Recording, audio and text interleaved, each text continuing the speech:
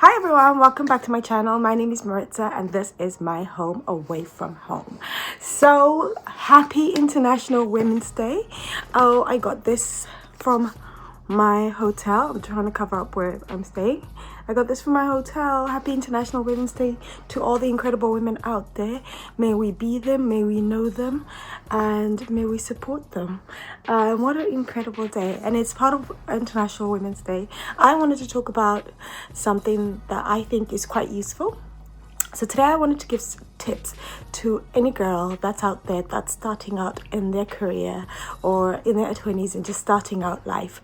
I wanted to give some useful tips of when you get your big girl job and what you need to do, or what I think you should do early on. So if you like this kind of content, today's a sit down video. So if you like this kind of content, don't forget to hit that subscribe button. And then if you want to see more or you would like for me to discuss more subjects, just let me know. Okay, so first, let's hydrate the face because I've been traveling all day, and so I've got some vitamin E extra care hydrating face, and because I hate air cons in hotels and in planes, I try to keep this on me just to hydrate the face. Anyways, so let's get right into the chat. So if you're a girl starting out, and this is all in honor of International Women's Day. So if you're a girl and you're just starting out in your big girl job, firstly, congratulations that you've made it this far. You've worked hard to get here, so cheers to you. I'm very proud, and so should you. Be very proud of yourself. So if you're starting out in a new job and you just want to have some like core things and things to remember about how to navigate the working world and how to navigate, being a big girl, the first thing I would say is, don't be shy to tell people about your dreams and aspirations, about what you want to do, what you want to achieve. Often enough, we're told to keep that in reserve. I don't know why. Often enough, we're told to not tell people about what you're interested in or whatever. I am completely the opposite about that. I think you should tell anybody and everyone that you're having communications with, or that you're in dialogue with, or that you're inspired by, about the things that you want to do in the future, the things that you want to achieve, that you foresee for yourself. One of the reasons why I say that it's really important to do that is because you want people to get to know you a little bit more, but also you just never know what a conversation could lead to. A prime example is I got into my role or my job by simply telling someone that this is what I wanted to do. I didn't even know the facts of what I wanted to do, but what I did was I told them what I wanted to do, and they sorted out a meeting with me, and I am now in a career that I completely love, that I'm passionate about, and I've nearly been in this industry for 10 years, which is crazy to say. I can't believe that. But yes, so you never know what a conversation or where a conversation could lead. So tell people about what you want to do, who you think you are. Number 2, if you start your big girl job and the company opts you into the company pension, do not opt out. Do not opt out. Opt into your company pension as early as you can. Future you will be very proud of that decision.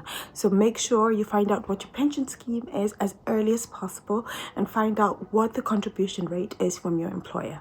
And also find out, if there are any, how you can invest your pension. So get in contact with your pension provider and find out how you can invest your pension so that it can yield more returns in the future.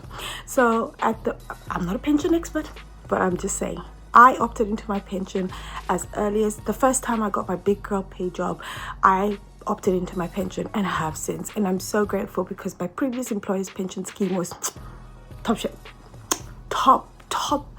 It was one of the best pension schemes I'd been in, and so I was able to really put aside some really good money for my future. And so it's really, and I know pensions are boring. Like, nobody thinks about pensions and think they're sexy. It's not sexy, but it's useful and handy for the future use. So please find out what your pension scheme is at your workplace, and find out how to better invest that in, how to make sure that you get the best out of the pension scheme that you're in. Thirdly, I think that you should go to work events. Go for work drinkies. Now, don't get drunk, but go for work drinks every so often. You don't have to go every week, but every other week, whatever, because part of your job and part of how you succeed in your role is not just about how well you work or how good you are at your job. It's also the social element.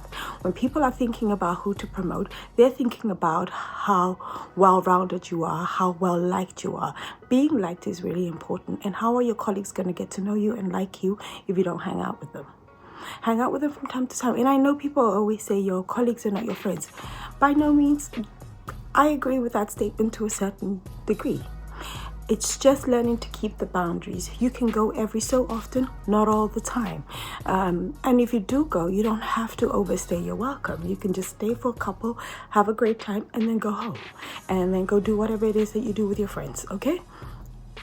That's what I would think. Go out for social events. For example, I go to the Christmas party at my job, but I don't go every year. I go every other year.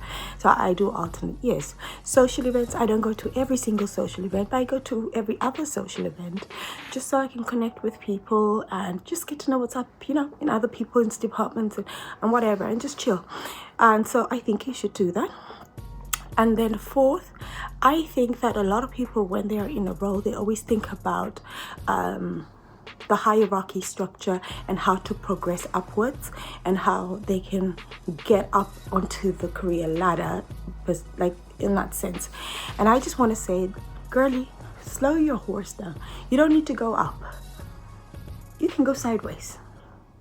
I always say you don't need to always network up. I always say the best way when you're starting out in your career is to network sideways, network horizontally, as I like to call it. And by that I mean is that make friends and make professional relationships with people that inspire you, and professional relationships with people that you want to work closely with across other departments, so network across departments, not upwards. And not that there's anything wrong with it. I just think the best way to kind of get your name out there, for you to build good relationships, is to network sideways and to meet people and build advocates for you outside of your department. And that's how you get to the top. You get the people on the side that are in other departments championing you, getting to know you, getting to know what you do, getting to know what ideas you have on things, or finding out what other departments are doing. Get involved with other things. Be a team worker, be collaborative. And so collaboration requires you reaching out to people outside of your team. And I think that would yield really good results for you. You'll be surprised how great it will as well. And if they have work events or work things, if you're networking out, sometimes those things can come up and you might be put forward. So networking sideways, it's always helpful because people are having conversations about you in rooms you might not necessarily have access to, but they know you, they're aware of you, they know what you're doing, they know what you're working on. And it's just like going to grab coffee with people from time to time just to find out, oh, I haven't seen you in a while, what's happening in your department? Shall we grab lunch? Shall we grab coffee? I'd love to know. Or like, I love the thing that you did the other day, I read about it, blah blah blah, all of that kind of things. And that's how you build. Firstly, you build references, but you build great relationships, like I mentioned earlier, outside of your department. And then last but not least, be reliable. If you say that you're going to do something, do that thing. The most successful people and the most admired people are not necessarily the people that talk the loudest or whatever, are the people that get things done. So when you say you're going to do something and you volunteer to do something, do that thing. I have a rule at work, is that when I say yes, I promise, that means I'm going to do that thing. So my colleagues know that they can rely on me when I say I'm going to do something. If a colleague says, Meritza, I'm doing this, can you be available? I'm always like, yes, I can, or I cannot, unfortunately. But be consistent and be reliable. When you say you're going to do something, do that thing. And when you do it to the best of your ability. If you're not sure, you can always touch base with the person that's assigned you the task or the person you volunteered to do the task for, and meet with them, get a sense check of what they want and what their expectations are. When you're reliable, people know that they can trust you. They know that they can turn to you should anything go wrong. They know that they can go, oh yeah, she's really reliable. Like, she will come through, she's available, she'll come through. And those are also the things that get you promotions, and those are also the things that get you really good feedback, because I know that people often get into the cycle of saying, oh, your work will talk for itself. And to some degree it does.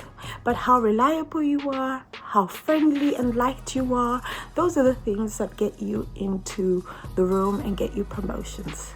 So on this International Women's Day, I've given you my tips to success. I hope that you find these tips useful. If you do or would like to know more, please do not hesitate to send me a message or drop me a message in the chat, and then I'll be more than happy to provide you some more tips. So this is it, and then I will see you in the next video. Bye.